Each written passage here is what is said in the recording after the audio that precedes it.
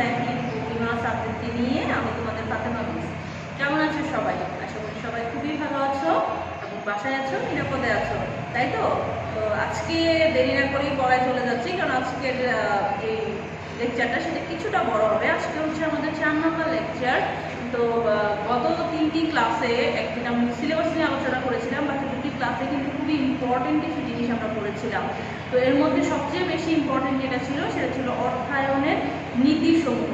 এই নীতিগুলো, rules and regulations কিন্তু আমাদের অবশ্যই জানতে হবে। যদি না জানি তাহলে কিন্তু অর্থায়নের যে সাবজেক্টের যে পড়াগুলো সেগুলো কিন্তু আমাদের কাছে অর্ধেকই থেকে যাবে। এই নীতিগুলো কিন্তু আমাদের অবশ্যই জানতে হবে এবং বুঝতে হবে। তো আশা করছি যে তোমরা সেগুলো দেখেছো এবং খুব ভালোভাবে বুঝেছো।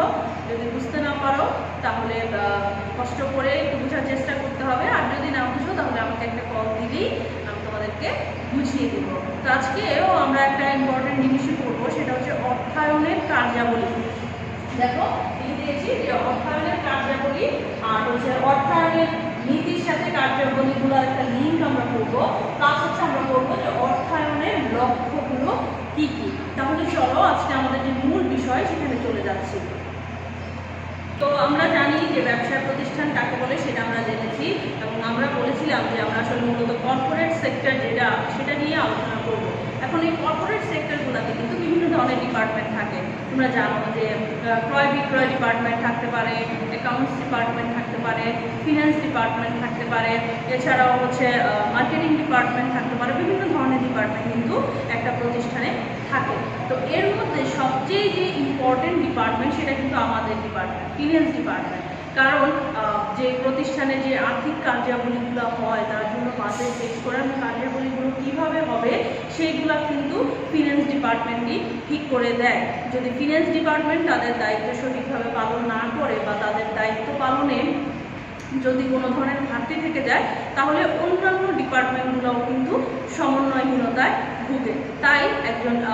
তাই ফিনান্স ডিপার্টমেন্টের কাজ হচ্ছে খুব ভালোভাবে এই আর্থিক কার্যাবলীগুলো সম্পাদন করা এবং কীভাবে ডিস্ট্রিবিউট করবে সব ডিপার্টমেন্টের মাধ্যমে সেই কাজগুলো করা। এখন এই আর্থিক কার্যাবলীগুলো নিয়ে যে বিশ্লেষণ করবেন এবং যিনি হচ্ছেন এই সবগুলা ডিসিশন নেবেন তিনি হচ্ছেন আর্থিক ব্যবস্থাপক। তো আর্থিক ব্যবস্থাপকের কিছু কাজ আছে যেগুলোকে আমরা অর্থায়নের কার্যাবলী বলি। তো প্রথম যে কাজ সেটা হচ্ছে তহবিল গঠন বা তহবিল সংগ্রহ।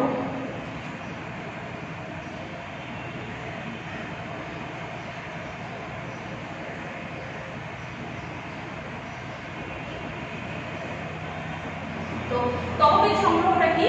তহবিল সংগ্রহটা হচ্ছে একটি ব্যবসায় করতে গেলে পরিকল্পিত যে ব্যবসাটা চলছে সেটার জন্য আমরা কত মূলধন দরকার হবে সেটা সংগ্রহ করার জন্য কোন কোন উৎস থেকে সংগ্রহ করা হবে সেই ডিসিশনগুলোকে নেওয়াকেই বলা হয় তহবিল সংগ্রহ। এখন বিভিন্ন ধরনের উৎস থাকতে পারে প্রতিষ্ঠানের। আমরা জানি যে শেয়ার ইস্যুর মাধ্যমে অর্থ সংগ্রহ করতে পারে, বন্ড ইস্যুর মাধ্যমে সংগ্রহ করতে পারে, বা ডিবেঞ্চার ইস্যুর মাধ্যমে বা অগ্রাধিকার শেয়ারের মাধ্যমে সংগ্রহ করতে পারে। এগুলো হচ্ছে মূলধনের উৎস।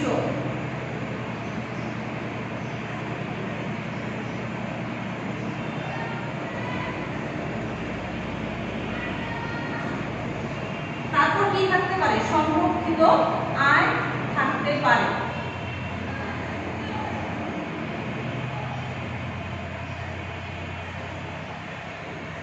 এগুলাকে বলা হয় মূলধনের উৎস, মানে একটা প্রতিষ্ঠান কোন কোন উৎস থেকে তহবিল সংগ্রহ করতে পারে। এছাড়াও আরো উৎস আছে, এগুলো হচ্ছে বেসিক্যালি মেইন যে উৎসগুলা এগুলা থেকে হচ্ছে একজন ব্যবসায়ী তহবিল সংগ্রহ করতে পারে।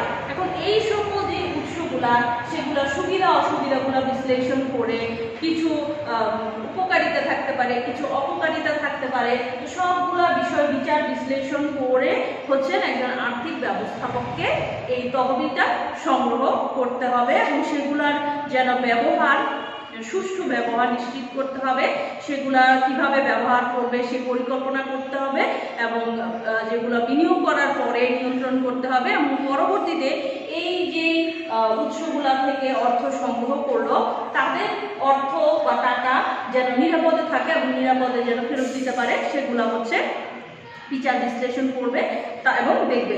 এরপরে আমরা যেটা করবো সেটা হচ্ছে এইটার আন্ডারে আরেকটা জিনিস করবো, এটা ছিল মূলধনের উৎস চলতি ব্যয়। চলতি ব্যয়গুলো কি কি আমরা বলেছি যে প্রতিষ্ঠানের দৈনন্দিন যে খরচগুলো সেগুলো মেটাতে হলে কিছু তরল টাকা বা নগদ ক্যাশ টাকা আমাদের হাতে কিন্তু রাখতে হয়। তো এই যে প্রতিষ্ঠানের দৈনন্দিন খরচ বা 1 মাস বা 15 দিনের যে খরচগুলা এগুলাকে আমরা বলি চলতি ব্যয়, স্বল্পমেয়াদী। তো এগুলা সাধারণত সংগ্রহ করা হয় স্বল্পমেয়াদী উৎস থেকে। স্বল্পমেয়াদী উৎস কি তোমাদের মনে আছে? স্বল্পমেয়াদী উৎস হচ্ছে 1 বছর বা তার কম সময়ের জন্য যে অর্থটা আমরা ব্যবহার করব বা যে অর্থায়নটা করব সেটা হচ্ছে স্বল্পমেয়াদী উৎস। আর দীর্ঘমেয়াদী ব্যয় যেগুলো মানে যেগুলো হচ্ছে স্থায়ী সম্পত্তি, যেমন জমি হতে পারে, জমি ক্রয় করা হতে পারে, দালান কোঠা বানানো হতে পারে, কোনো একটা মেশিনারি কিনা হতে পারে বা আসবাবপত্র কিনা হতে পারে। তো এই যে খরচগুলো সেগুলো হচ্ছে দীর্ঘমেয়াদী উৎস থেকে সংগ্রহ করাই কিন্তু যুক্তিযুক্ত। তাহলে আমরা দুইটা জিনিস করলাম, একটা বললাম তহবিল সংগ্রহ আর একটা বললাম যে চলতি ব্যয় এবং দীর্ঘমেয়াদী ব্যয়গুলো কোন উৎস থেকে সরবরাহ করা হবে। এখন একজন আর্থিক ব্যবস্থাপক কিন্তু এই সবগুলা উৎস থেকেই চাইলে মূলধন সংগ্রহ করতে পারে বা যে কোনো একটা থেকে করতে পারে, দুটা থেকে করতে পারে। সেটা হচ্ছে তাদের ইচ্ছা যে তারা কি শেয়ার বলেছে মালিকানা পত্র, এখন কি তারা তাদের কোম্পানির কি মালিকানা বাড়াতে চাচ্ছে, তার মাধ্যমে নিজস্ব মূলধন সংগ্রহ করতে চাচ্ছে, নাকি বন্ড ইস্যুর মাধ্যমে মালিকানা না বাড়িয়ে বন্ড ইস্যুর মাধ্যমে ঋণ নিয়ে সেই প্রতিষ্ঠানের যারা ঋণদাতা আছে তাদের বাড়াতে চাচ্ছে। এটা হচ্ছে একটা সম্পূর্ণ প্রতিষ্ঠানের নিজস্ব সাবজেক্ট। তো এই যে একটা বা দুইটা উৎস থেকে সংগ্রহ করবে বা নিজস্ব উৎস থেকে সংগ্রহ করবে, এই যে জিনিসটা এটাকে বলা হয় মূলধন কাঠামো।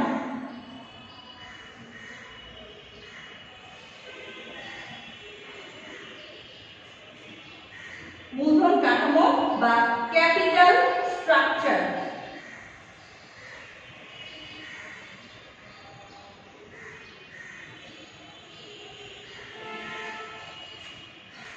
আবারও বলছি যে নিজস্ব মূলধনের মাধ্যমে প্রতিষ্ঠানে অর্থ সরবরাহ করবে, নাকি নিজস্ব মূলধনের পাশাপাশি ঋণ মূলধনও নিবে, নাকি ঋণ মূলধনের মাধ্যমেই প্রতিষ্ঠানে হচ্ছে অর্থায়ন করবে, এই যে ডিসিশনটা একজন আর্থিক ব্যবস্থাপক বা ফিনান্স ম্যানেজার নিবে সেটাকে বলা হয় ক্যাপিটাল স্ট্রাকচার বা মূলধন কাঠামো।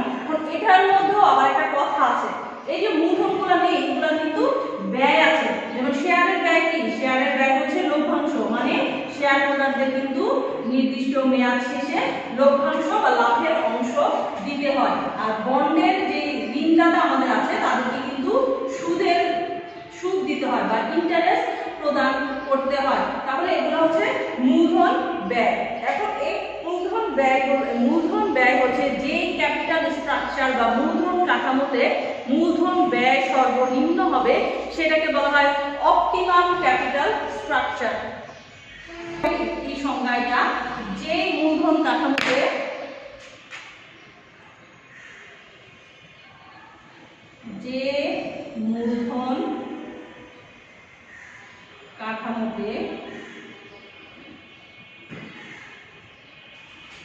মূলধন ব্যয় সর্বনিম্ন হবে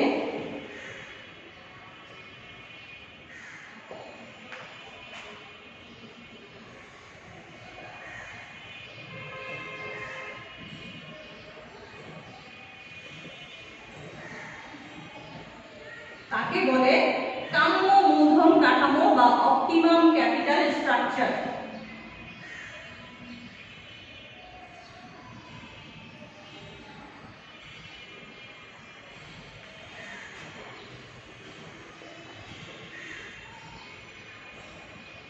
কাম্য মূলধন কাঠামো বা অপটিমাম ক্যাপিটাল স্ট্রাকচার।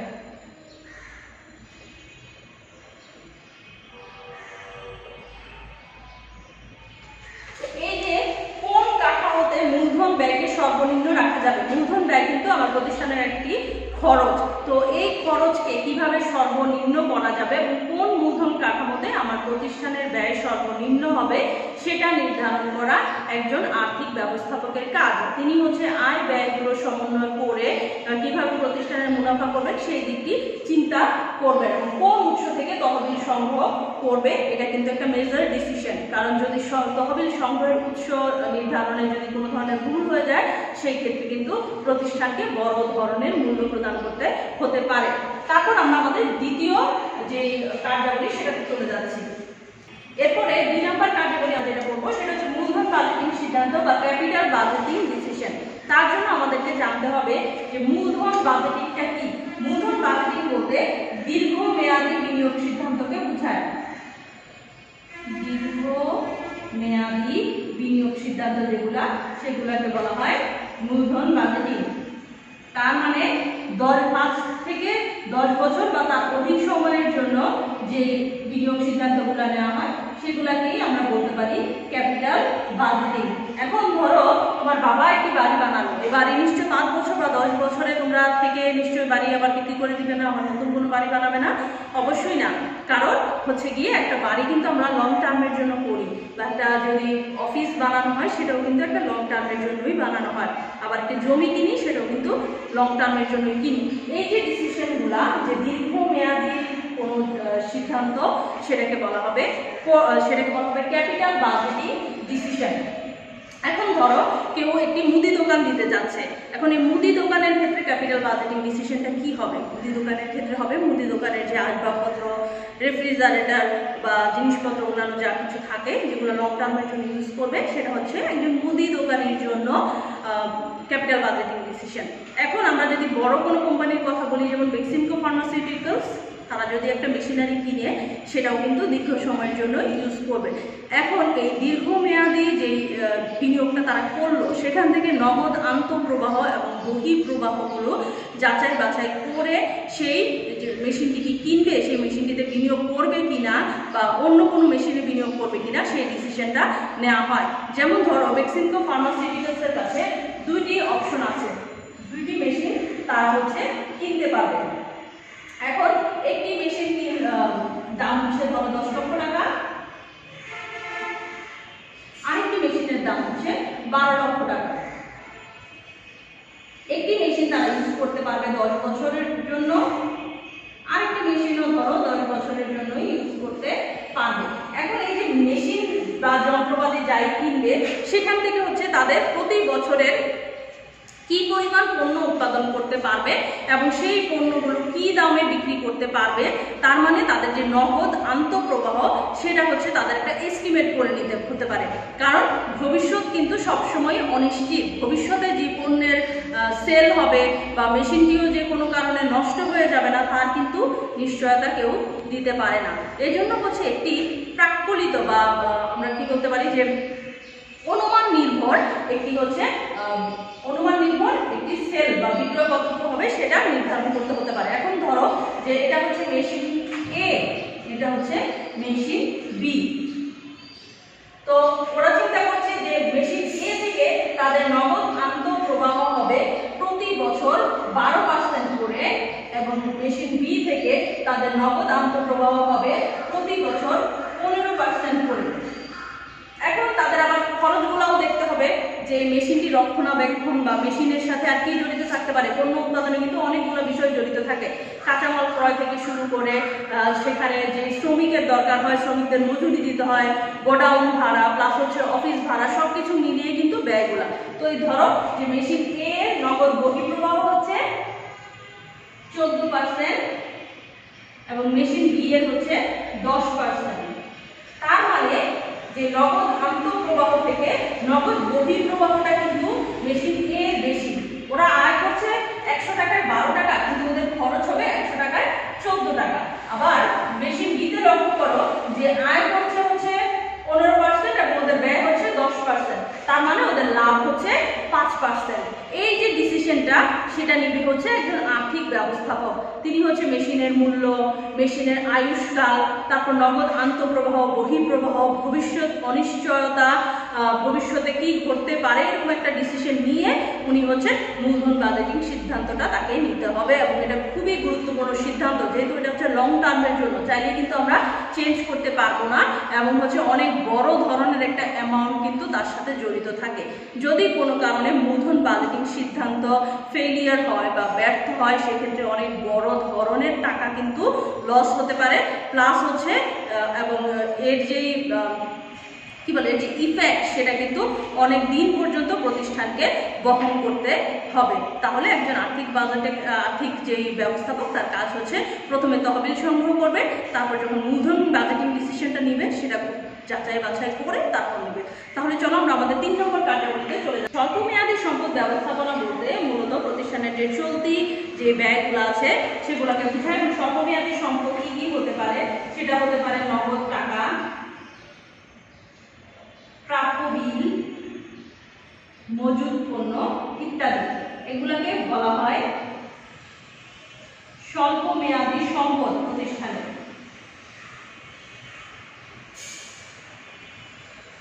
এখন এই স্বল্পমেয়াদী যে সম্পদগুলো আছে এগুলা কিভাবে ব্যবস্থাপনা করা হবে তাই হচ্ছে স্বল্পমেয়াদী সম্পদ ব্যবস্থাপনার আলোচ্য বিষয়।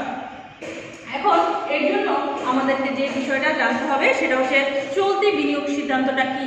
চলতি বিনিয়োগ সিদ্ধান্ত হচ্ছে প্রতিষ্ঠানে কি পরিমাণ কাঁচামাল দরকার, পণ্য উৎপাদন তো করবে, পণ্য উৎপাদনের জন্য কি পরিমাণ কাঁচামাল দরকার সেগুলো কোন কোন উৎস থেকে সংগ্রহ করা হবে বা কোথা থেকে সংগ্রহ করা হবে এবং কিভাবে সংগ্রহ করা হবে, এই সিদ্ধান্তকে বলা হয় চলতি বিনিয়োগ সিদ্ধান্ত।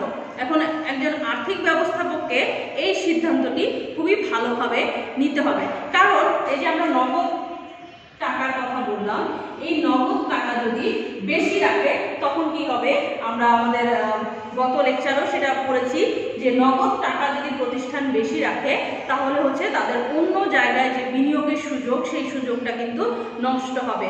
হাতে টাকা রেখে যদি আমরা কোথাও বিনিয়োগ না করি, কোথাও না রাখি, বাসায় টাকা রেখে দিলাম তাহলে সেখান থেকে কিন্তু কোনো মুনাফা আসবে না।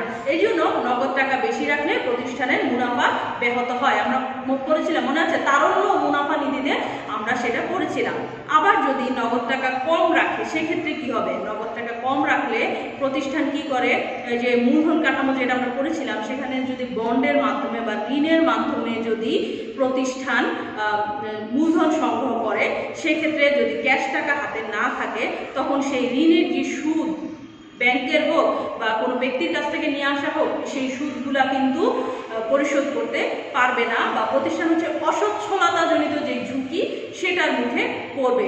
এর কারণে কি হবে, প্রতিষ্ঠান দেউলিয়া হয়ে যেতে পারে, প্রতিষ্ঠানের সুনাম ব্যাহত হতে পারে, যে যাদের সুদ আমরা দিতে পারলাম না তারা কিন্তু বাইরে গিয়ে বলবে যে এই প্রতিষ্ঠানকে আমি ঋণ দিয়েছিলাম সেই প্রতিষ্ঠান আমার সুদের টাকা কিন্তু ঠিকমতো দিতে পারে নাই বা আমার যে মূল টাকা সেটাও কিন্তু প্রতিষ্ঠান দিতে পারেনি। সেজন্য কি কি ঝুঁকি হতে পারে, অসচ্ছলতাজনিত ঝুঁকি হতে পারে, সুনাম ব্যাহত হতে পারে, প্রতিষ্ঠান দেউলিয়া হয়ে যেতে পারে, এমনকি ভবিষ্যতে কিন্তু কোনো প্রতিষ্ঠান তাদেরকে ঋণ দিতে চাইবে না।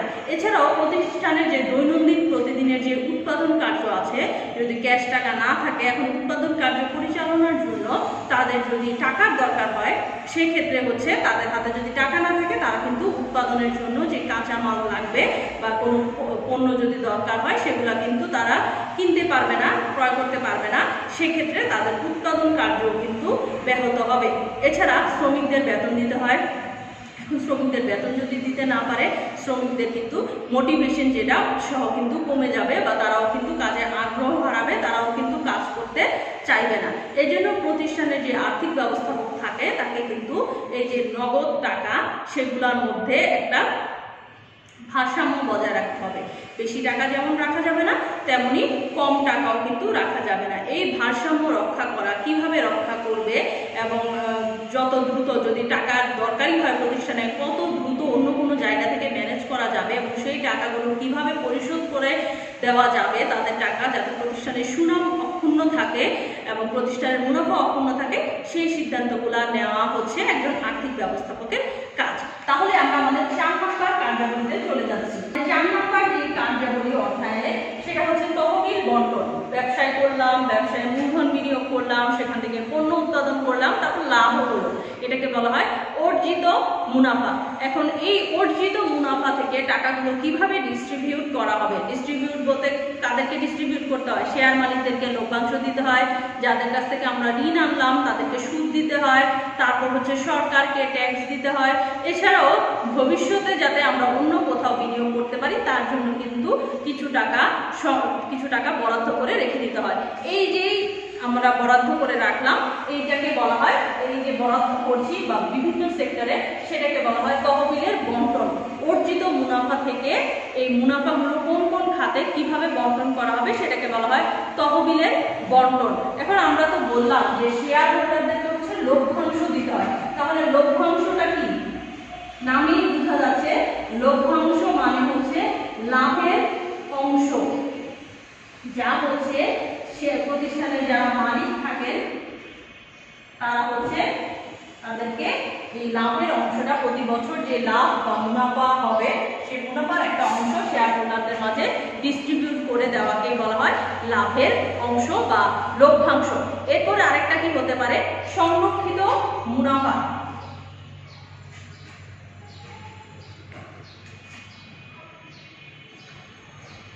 সংরক্ষিত মুনাফা বা রিটেইনড আর্নিংস।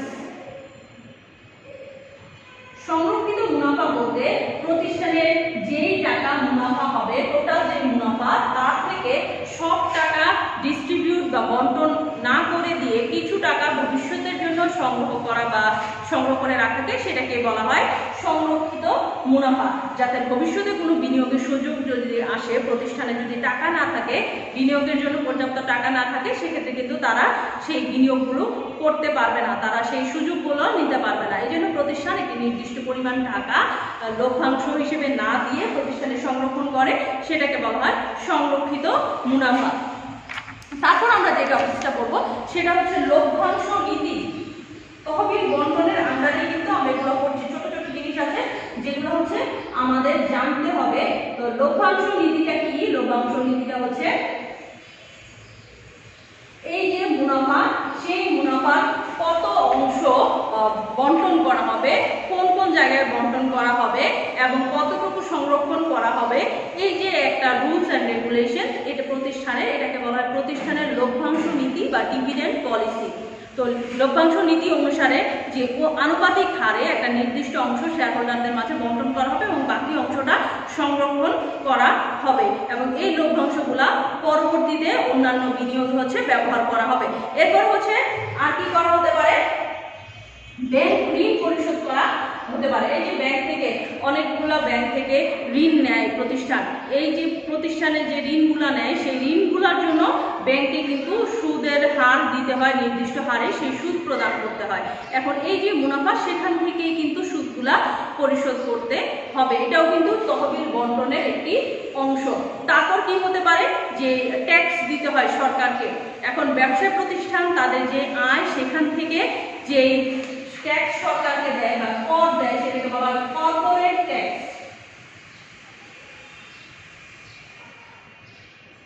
ব্যবসা প্রতিষ্ঠান তাদের অর্জিত মুনাফা থেকে সরকারকে যে কর প্রদান করে সেটাকে বলা হয় কর্পোরেট ট্যাক্স। এখন শেয়ার হোল্ডারদের কিন্তু সেই লভ্যাংশগুলো বন্টন করে দেওয়া হয়ে যায়। বন্টন করার পরে শেয়ার হোল্ডাররা কি করবে? তাদের যে আয় সেখান থেকেও কিন্তু আবার সরকারকে ট্যাক্স দিতে হয়। সেই ট্যাক্সটাকে আমরা বলবো পার্সোনাল ট্যাক্স বা ব্যক্তিগত কর। একটা হচ্ছে কর্পোরেট ট্যাক্স, সেটা হচ্ছে প্রতিষ্ঠান থেকে ওভারঅল দেওয়া হবে এবং প্রতিষ্ঠান শেয়ার হোল্ডারদের মাঝে হচ্ছে সেই লভ্যাংশগুলো পরিশোধ করে দিবে এবং এই যে প্রত্যেকটা আলাদা আলাদা ব্যক্তি, এই ব্যক্তিরা যখন আবার সরকারকে ট্যাক্স দিবে সেটাকে আমরা বলবো পার্সোনাল ট্যাক্স। এখন এই তহবিলের বন্টন কিভাবে করবে?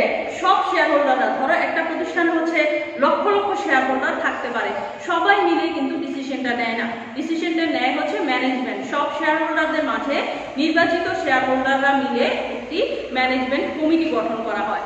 এই ব্যবস্থাপকরাই হচ্ছে এই সিদ্ধান্তগুলা নিয়ে থাকে। এই যে সিদ্ধান্ত, তহবিল সংগ্রহ, মূলধন বাজেটের সিদ্ধান্ত, স্বল্পমেয়াদী সম্পদ ব্যবস্থাপনা, তহবিল বন্টন, এই সবগুলা ডিসিশনে কিন্তু সেই ম্যানেজাররাই নিয়ে থাকে, যাদেরকে হচ্ছে সব শেয়ার হোল্ডাররা মিলে নির্বাচিত করলো।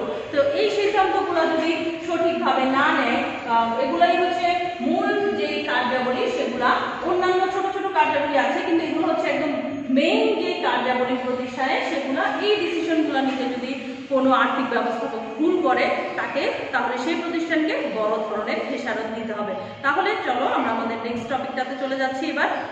এই জিনিসটা দেখো, এটার সাথে আমরা কিন্তু সবাই কমার্সের স্টুডেন্ট, তো এই জিনিসটার সাথে অবশ্যই পরিচিত। আর্থিক অবস্থার বিবরণী, এখানে আমি একটা কোম্পানির আর্থিক অবস্থার বিবরণী বা ফিনান্সিয়াল স্টেটমেন্ট দেখালাম। এবিসি কোম্পানির আর্থিক অবস্থার বিবরণী, যেহেতু আমরা আর্থিক অবস্থার বিবরণী তৈরি করি বছরের শেষে, তো 31 ডিসেম্বর 2019 সালের জন্য এই যে সম্পত্তি সমূহের যে চিত্র সেটা দেখালাম। এখানে দেখো চলতি সম্পদ বলতে কি কি আছে, নগদ আছে, প্রাপ্য বিল আছে, মজুত পণ্য আছে, এমনটা আমি বসাইনি যেহেতু আমরা এখন ম্যাথ করছি না। তো এগুলা যে ব্যবস্থাপনা, এই তিনটা জিনিসের এটাকে বলা হয় চলতি সম্পদ ব্যবস্থাপনা।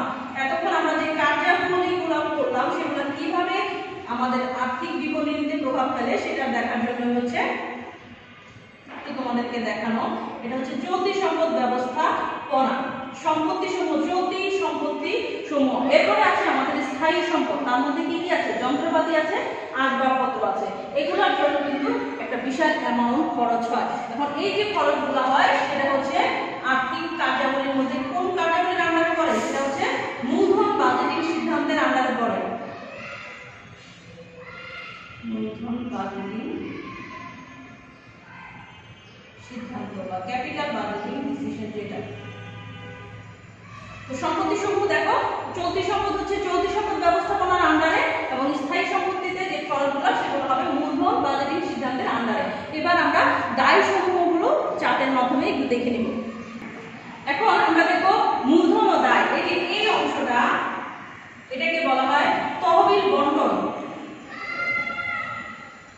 তহবিল বন্টন কার্যাবলীর আন্ডারে পড়ে প্রদেয় লভ্যাংশ।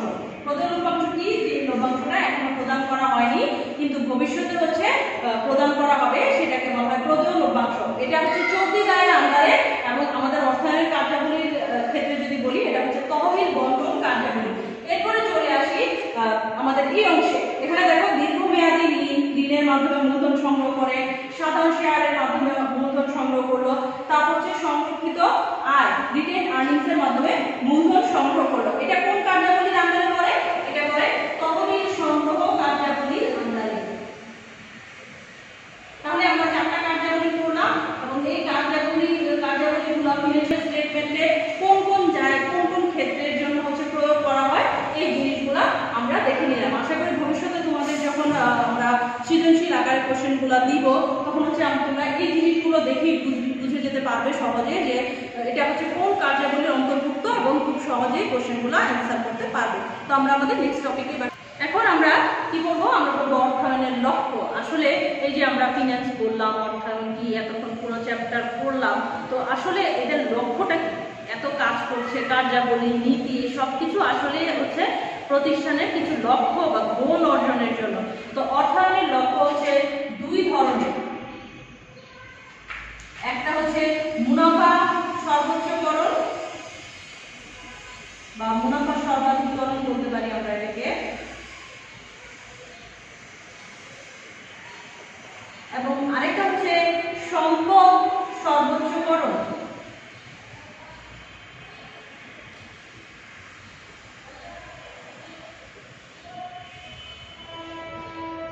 তো দুই ধরনের লক্ষ্য প্রতিষ্ঠানের, যে মুনাফা সর্বাধিকরণ এটা শর্ট টার্মের জন্য বা স্বল্প সময়ের জন্য,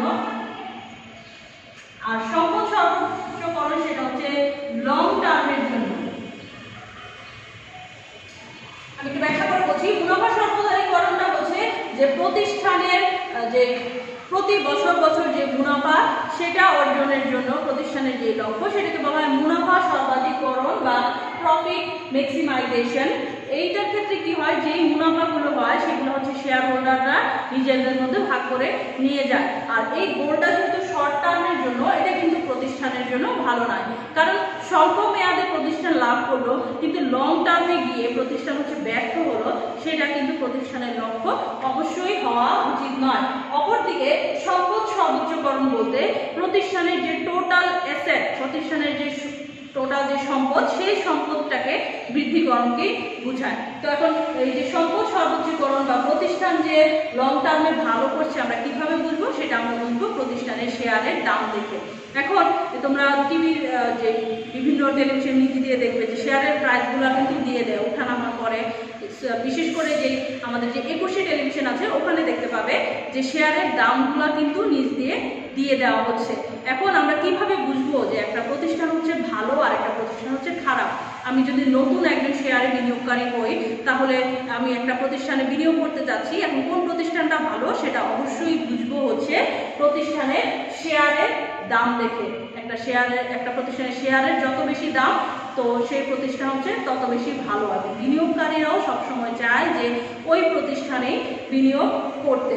তো একটা প্রতিষ্ঠানের আমরা যদি পার্থক্য দেখি মুনাফা সর্বাধিকরণ এবং সম্পদ সর্বোচ্চকরণের মধ্যে, মুনাফা সর্বাধিকরণটা হচ্ছে স্বল্প সময়ের জন্য এবং সম্পদ সর্বোচ্চকরণটা হচ্ছে একটা দীর্ঘ সময়ের জন্য।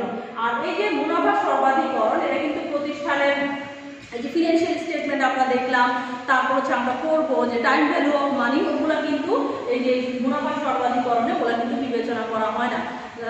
টাইম ভ্যালু অফ মানি বলতে আমি অর্থের সময়মূল্যের কথা বলতে যাচ্ছি।